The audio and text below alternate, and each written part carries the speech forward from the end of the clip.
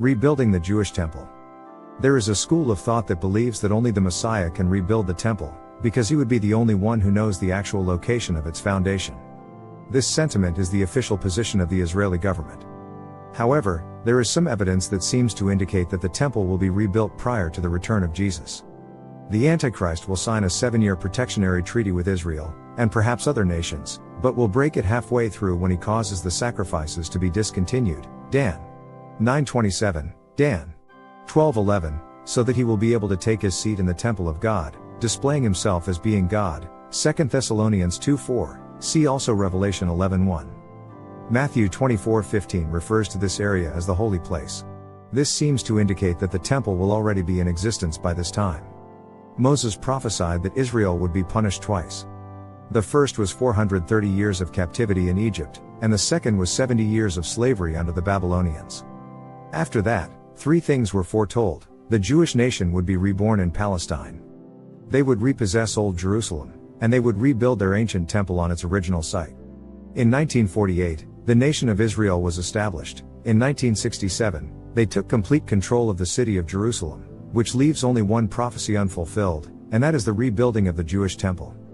Amos 9:11 says, "In that day will I raise up the tabernacle of David that is fallen, and close up the breaches thereof, and I will raise up his ruins, and I will build it as in the days of old."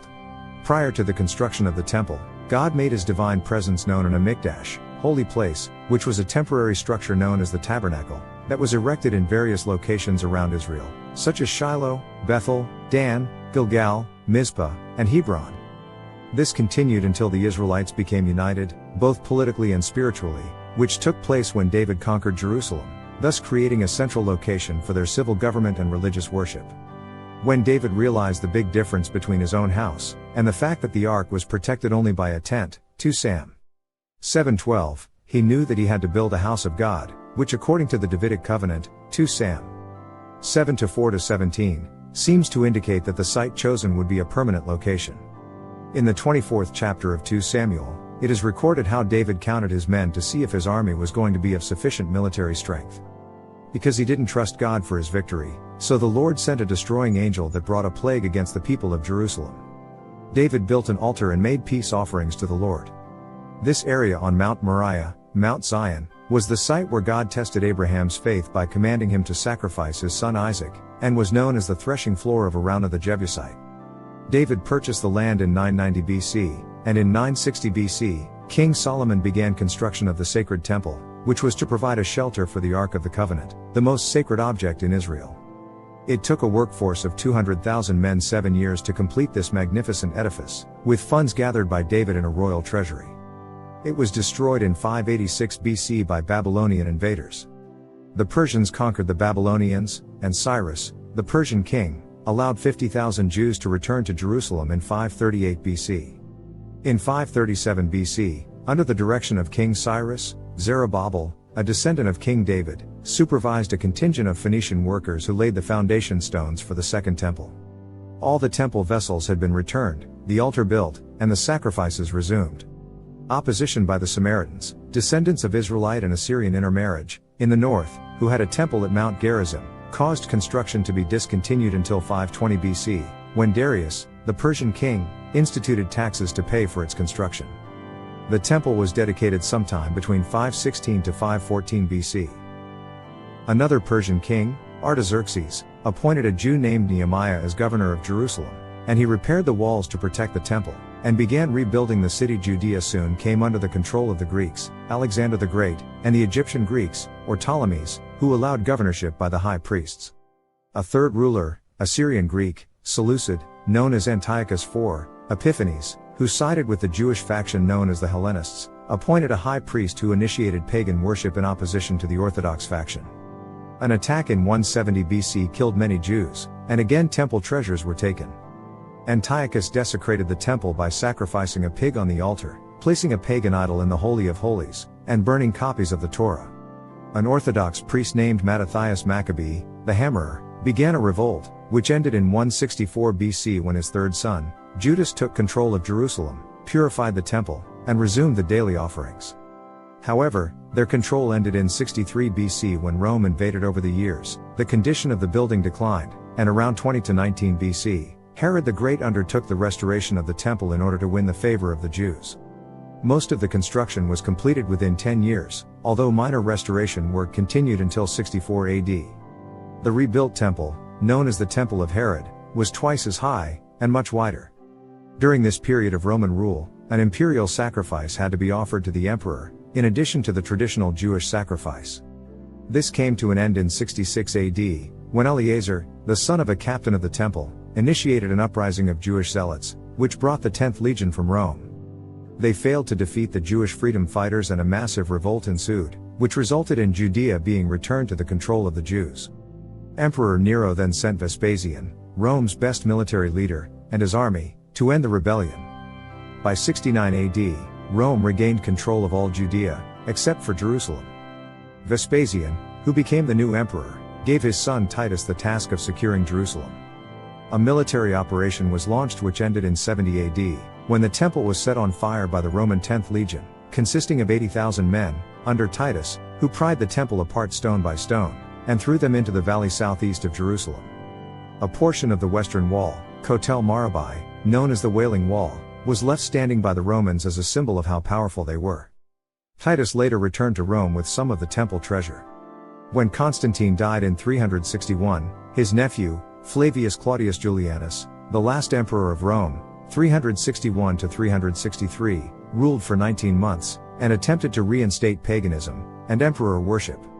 Although he had grown up under the teachings of Eusebius, bishop of Caesarea, he turned away from those teachings, and pushed for religious tolerance. His hatred of Christianity drove him to return Jerusalem back to the Jews, to restore Jewish law, and to advocate the rebuilding of the Jewish temple. He freed them from taxes, and gave his support for the re-establishment of animal sacrifices, but he was told that the Jews no longer practiced the ritual because they had no temple. Julian appointed Alypius of Antioch to oversee its building, while the governors of Syria and Palestine were instructed to assist. Workmen cleared the debris, and work was begun in 363. When they tried to dig into the foundation, an earthquake occurred, which ignited pockets of natural gas underground, causing fires and explosions, destroying all the stones, wood and metal which were being stored on the site. A number of workers were killed. This was taken as a divine sign that the temple was not to be rebuilt at that time, and construction was halted after Julian died in the battle against the Persians. After the return to power by the Christian Roman emperors, the idea was forgotten. The Church of the Holy Sepulchre was built on higher ground in 326 by Byzantine Christians during Constantine's rule, on the traditional site, according to Catholics, of Jesus' crucifixion, burial and resurrection. Across from the Temple Mount, it was actually intended to symbolically replace the temple, which is why its layout is reminiscent of the temple. As a way of offending Jews, the condition of the temple area was allowed to deteriorate and was even used as a repository for human waste and other refuse. In 614, the Persians broke through Byzantine defenses, and with the help of the Jews, defeated Heraclius. Khosroes II, the Persian king, placed a Jew named, ironically, Nehemiah, as the governor of the city, and gave them permission to rebuild the temple. Although it is believed that the sacrifices were resumed, no construction was initiated. About 15 years later, Heraclius returned to take over the city, building an octagonal church on the site. After the death of Muhammad, 570 to 632, his follower Umar Abu ibn al-Khattab, or Umar I, became caliph, taking over Jerusalem in 638, with the help of his Islamic army. In 643 to 44 he built a wooden mosque on the temple site, which stood for 44 years. In 687, Abd al-Malik ibn Marwan, the 10th caliph, began work on the Kaaba as-Sakra or the Dome of the Rock, also known as the Mosque of Omar, which was completed in 691. The mosque was built to rival the Church of the Holy Sepulchre, showing its religious claim on the city by symbolizing the ideology of their new faith, and to be a protection for the rock believed to be the threshing floor purchased by David. No Islamic tradition was connected to the site. Even the Quran, Surah v. 21, the Islamic Holy Scripture, states that the Jews have a historic claim on the land. However, the event known as the Night Journey of Muhammad, or Hijrah, when he fled from Mecca to Medina, was connected to Jerusalem, because it mentioned Al-Aqsa, which is the name of the mosque south of the Dome of the Rock. Linguistica Ili, Al-Aqsa, when it is translated, means far corner, and could very well refer to Mecca. Therefore, the Temple Mount is said to be the rock where Muhammad received his instructions from God, and ascended into heaven. Some historians believe that the story was concocted during the rule of Umayyad prince, Al-Walid I, 705–715, to raise the funds necessary to build the Al-Aqsa Mosque into an edifice comparable to the Dome of the Rock. From 1099 to 1187, the Crusaders occupied Jerusalem, and the Dome of the Rock became a Christian church, while the Al-Aqsa Mosque became the headquarters of the Knights Templar. When Jerusalem was overthrown by the Muslim leader Saladin ad-Din, the Temple Mount complex, containing both the Dome of the Rock and the Al-Aqsa Mosque, which is referred to as the Haram ash-Sharif, became the third holiest site in the Islamic faith, after Mecca and Medina, even though all prayers are directed toward Mecca. Today, the obstacle for rebuilding the temple is the Islamic holy site, the Dome of the Rock. It is maintained that the Arabs have had a claim on it for 5,000 years, and that there was never a Jewish temple on that area. The Israeli Antiquities Authority, and most Israeli archaeologists agree that this traditional location was the site of the temple. In 1967, even though Israel captured East Jerusalem during the Six-Day War, a month later, as a gesture of peace and cooperation, Israeli Defense Minister Moshe Dayan returned control of the Temple Mount back to the Waqf, Islamic Authority. It was later reported that he had an underlying fear that the ground would be raised to make way for the rebuilding of the temple. Only the tip of the huge rock, on the summit of Mount Moriah, juts up into the center of the Dome of the Rock. It is unclear whether the rock was the sacrificial altar, or the Holy of Holies where the Ark was placed, but the presence of drain holes bored into the surface, which leads to a cave below the mosque, may indicate that it was the area of the temple used for sacrifices. The purpose of the holes was for the blood from animal sacrifices to run off into a canal which carried the fluids out of the complex. This would place the Holy of Holies in an area which slopes downward, and creates a conflict with archaeological evidence and historical tradition. There is some support for the idea that the rock was the foundation stone for the Holy of Holies. The argument for this is based on the assumption that one of the temple gates, known as Warren's Gate, which was beneath the gate Babel Mathra, and up to 1967 was the location of an Arab latrine, opened directly in front of the Holy of Holies. In 1867, Charles Warren found an ancient gate to the Temple Mount, and since then, the entire western wall, and a tunnel running along it, called the Rabbinic Tunnel, was discovered and excavated by 1986, along with 4 other entrances, by Israel's Ministry of Religious Affairs and the Western Wall Heritage Foundation. The western wall of the temple, left standing by Rome as a symbol of their authority, was part of the retaining wall which was erected to support the immense platform which held the temple. In March 1979, where excavations were being done at the western wall, an unsubstantiated report was circulated that a workman, digging with his fingers, 80 feet below the existing floor, discovered the Arch of King Solomon from the original temple, which led to the Holy of Holies. The archway of stone was constructed with a special mortar containing broken glass, as per God's instructions. Tests taken of the glistening mortar indicated that it was produced during that period. They would not break through the wall, because according to the law, only a Jew from the tribe of Levi, and the family of Aaron, can enter the Holy of Holies.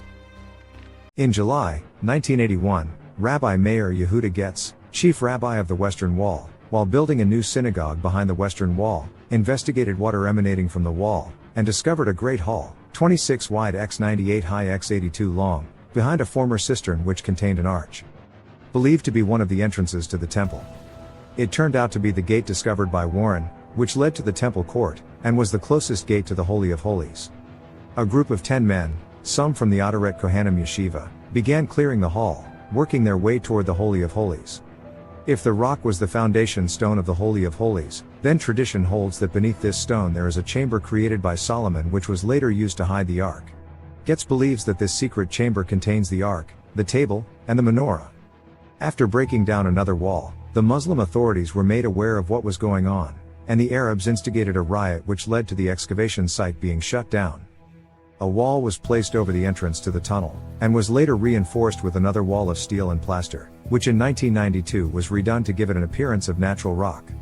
Rabbi Shlomo Goren believes that they came within 300 feet of this room, and rumors have circulated that Getz saw the Ark, which he denied, saying that the area is underwater. Getz said, "The treasures of the first temple are under the mount, and we know exactly where they are."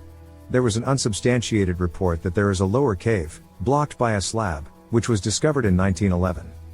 It had been alleged that the crown of David, the sword of Solomon, the Ark of the Covenant, the tables of the law, and a large amount of gold was discovered there, having been hidden by the priests when the temple was destroyed. It is believed that these articles were removed, and their whereabouts are unknown.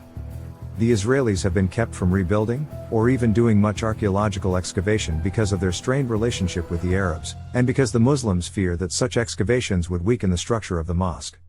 Others would argue that it's because any significant archaeological discoveries on the site would prove Israel's ancient claim to the mount. Because of the lack of any substantial information, there is even a lot of doubt as to where on the Temple Mount the sanctuary was actually located. Father Bellarmino Baghdadi, a Franciscan researcher, published a report in 1979 that, based on measurements and information in ancient documents, the temple was located on the southern end of the mount between the Dome of the Rock and the Al-Aqsa Mosque, and seems to be supported by the existence of underground reservoirs and tunnels. The Holy of Holies is believed to be located over the Al-Qass Foundation. Dr. Zaev Yevin and Dr. Asher Kaufman believe that Arab construction on the northern end exposed an ancient wall near the Dome of the Rock, which is believed to be the eastern wall of the temple's Court of Women. Of particular interest is an exposed area of rock in an open area of the mount, about 330 feet north of the Dome of the Rock, which is covered by a small building, cupola, known as the Qbat el Arwa, Dome of the Spirits, which is on an east-west alignment with the Eastern Gate and the Mount of Olives. It is also called the Qbat el Alwa, Dome of the Tablets, because it is believed that this was the location of the Holy of Holies in the original temple, where the Ark of the Covenant was placed. If this is true, that means that the temple can be rebuilt without disturbing the Arab site, because the mosque, which takes up an area of 34 acres, would actually be separated from most of the temple foundation by many feet of rubble. Proponents of this theory claim they have identified the area on the Mount of Olives which was used for the sacrifice of the red heifer, which further indicates that the temple was not on the site of the Dome of the Rock. Ernest Martin, a scholar, and author of many books, said that the temple was built over the Gihon Spring. Some Orthodox Jews believe that before the temple can be rebuilt, both the Dome of the Rock and the Al-Aqsa Mosque would have to be removed, because their presence defiles the sacred ground. Before the Six-Day War, a quarter-page ad appeared in the Washington Post, seeking aid for the rebuilding of the temple. They have been selling bonds to finance its building since 1948. The document known as the Temple Scroll, which was part of the Dead Sea Scrolls found at Qumran, give distinct instructions concerning the construction of the temple, and a group known as the Nemanei Har Habayit, faithful of the Temple Mount, commissioned a model of the temple to be built. It has been reported that the cornerstones are already cut and ready.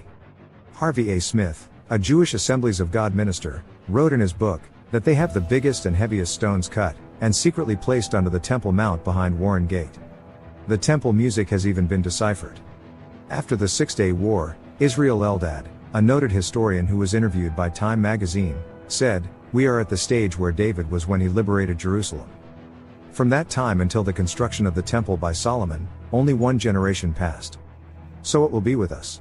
In December 1970, a special school called Yeshiva Avodas HaKodesh founded by Rabbi Hirsch HaKohen Cohens have been identified as the descendants of the priests in the original Jewish temple, was established to train students from the tribe of Levi in the ancient ritual of animal sacrifice. It was dedicated during the Feast of Dedication, Hanukkah. Only students who can trace their lineage back to Aaron can be admitted. Mati Dan HaKohen, who is said to be a descendant of the priestly line, studied all the rules in regard to the temple service, and established the Adaret Kohanim Yeshiva in the 1970s as a religious school to educate and train others, of similar descent, for the priesthood. In 1978, Hebrew University began offering a 2-year course in the restoration of animal sacrifice, including all methods and Old Testament requirements. The first class graduated on June 1, 1980, and among their graduation exercises, was to perform the ancient rite of animal sacrifice. An episode of 60 Minutes in March, 1985, in a segment called One Step in Heaven, indicated that rabbinical students in Jerusalem were studying the Jewish rites of animal sacrifice under Rabbi Shlomo Goren, the former chief rabbi of the Israeli Defense Forces, who had said in a November 1981 Newsweek interview that the secret of the location of the Ark would be revealed just prior to the Third Temple being built. The animal sacrifices will resume when the temple is rebuilt. The Institute for Talmudic Commentaries, run by Rabbi Naaman Kahane, a descendant of the priestly line, which is located in the Young Israel Synagogue, is involved in the study of the temple rituals and ceremonies, and have been involved in research to catalog all known Kohanim, priests, in Israel. The Atar al-Ayashna, Restoring the Crown to its Original Form, a branch of Kahane's group, has established a study and tourist center near the Western Wall, where they have models of the tabernacle, the two original temples, the new temple, the Ark of the Covenant, a menorah, as well as other temple implements. A group called the Temple Mount Faithful, or the Temple Mount and Eretz Yisrael Faithful movement, started by Gershon Salomon, a professor of Oriental Studies at the Hebrew University in Jerusalem, sought to take sole control of the Temple Mount to rebuild the temple. It was a reactionary movement to protest the move by Moshe Dayan, the Israeli defense minister, who allowed the Muslims to maintain control of the Temple Mount area in 1967. He went to court in 1987 with claims by physicist Dr. Asher Kaufman and archaeologist Dan Bahat that the Arabs were destroying valuable archaeological evidence from the first and second temples. The group has also made attempts to lay a special 4-ton cornerstone on the mount. The Temple Institute was established in Israel in 1988 by Rabbi Israel Ariel, who in 1967 was the first paratrooper to reach the Western Wall. Time magazine printed a 2-page article on the group in October 1989, and ABC TV's News Show 2020 televised a segment on them.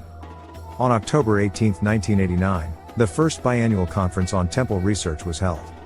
This joint venture between the Temple Institute and the Ministry of Religious Affairs brought together rabbis, scientists, archaeologists in an attempt to better coordinate their efforts in making the temple a reality. Outside the Temple Institute, a sign in Hebrew reads, Exhibition of Temple Vessels, while a sign in English says Treasures of the Temple. Based on years of research, historical tradition and the scriptures, the Temple Institute has produced the actual items which will be used in the temple when it is rebuilt. Many of the 103 items which were used in the original temple have been produced, or are in various stages of fabrication, including the gold crown of the high priest, the temple garments, a copper wash basin to be used for purification purposes, incense utensils, and silver trumpets to beckon worshippers to the temple. In the planning stages was the breastplate of the high priest, which will contain 12 gemstones, and the gold electroplated menorah which will contain 94.6 pounds of gold, giving it an estimated value of $10 million. In January 2003, the President of Israel, Moshe Katsav, asked the Prime Minister of the Vatican, Cardinal Angelo Sudano, about what temple treasures were in the possession of the Vatican, and to prepare a list of them. Before temple services can be legally reinstated according to biblical law, a ritual cleansing must be performed which involves the sacrifice of the red heifer, Numbers 19:1-22. The ceremony has only been performed 7 times. The priest would sacrifice an unblemished, unbroken red heifer, after which the remaining ashes were collected and added to the ashes of the next sacrifice. It took place on the western slope of the Mount of Olives, within sight of the Holy of Holies. The ashes were then sprinkled upon the waters of a large cistern under the temple to prepare them to be used as the water of purification to cleanse sin and defilement. The last sacrifice occurred in 70 AD, prior to the destruction of the temple, after which the ashes were secretly buried. This ritual cleansing would have to be performed on the Temple Mount in order to reinstate temple worship as commanded by the laws of God. Originally kept in a containment building near the Eastern Gate, archaeological excavations have been initiated to find the ashes, which according to the copper scroll found at Qumran, were buried in a container made of clay and dung from the red heifer. If they cannot be located, the Temple Institute, on the belief that the tradition of the ashes of continuity is a mistranslation, maintains that the original ashes are not necessary. In October 1989, the chief rabbi of Israel dispatched a team of scientists to Sweden to purchase the frozen embryos of a particular breed of red heifers in order to impregnate a heifer in Israel and breed an animal that would fulfill the scriptural requirements. However, the latest report is that a herd of red Angus cattle have been discovered in Mississippi, and a group of these have been sent to Israel for later use. Vendell Jones, a former Baptist minister turned archaeologist in 1977, said to be the inspiration for the creation of the fictional movie character Indiana Jones, though producers Steven Spielberg and George Lucas deny it. While searching in Jericho area caves for the Ark of the Covenant, found a clay jar containing a unique incense oil which dated back to the time of the Second Jewish Temple, and contained the 5 ingredients the Bible identified as being part of the oil used to anoint kings. One of these ingredients was an oil called apharsman, which was taken from the sap of the rare balsam tree that grew near Jericho at a wadi known as Ein Gedi, near the area of Qumran. The oil was very rare, and when Rome invaded the Qumran community before 70 AD, the Essenes burned the only known grove of these balsam trees, which are now considered extinct. This special anointing oil is listed in the Copper Scroll, and in 1988, using the clues given there, a worker, Benny Ayres, who was with a group of Christian archaeologists and volunteers, including Dr. Gary Collett and Dr. Nathan Myers, under the direction of Dr. Joseph Patridge from the Hebrew University's Institute of Archaeology, found an ancient clay container wrapped in palm leaves, in a hole 3 feet deep.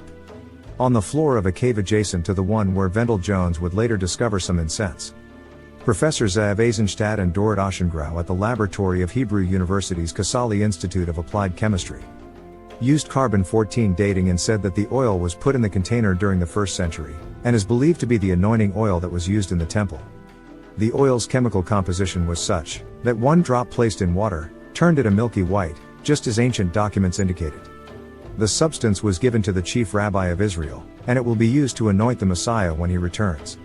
Chief Rabbi Isaac Herzog believes that the dye used to achieve the blue-colored thread on the temple garments, Numbers 15:37-40, comes from the Segulet snail, which because of its scarcity, is very expensive. According to the Talmud, Menachot 44a, Israel is inundated every 70 years with these snails. In October 1990, they were found in large numbers on the Mediterranean beaches of Israel. In April 1992, Jones announced that on the floor of a cave, north of Qumran, at the Wadi Jafet Zaban, he discovered about 900 pounds of a reddish-colored material which was tested by the Weizmann Institute of Science, and found to be the remnants of a special mixture of incense believed to be used in the temple service. Jones felt that this was one of the items listed in the Copper Scroll.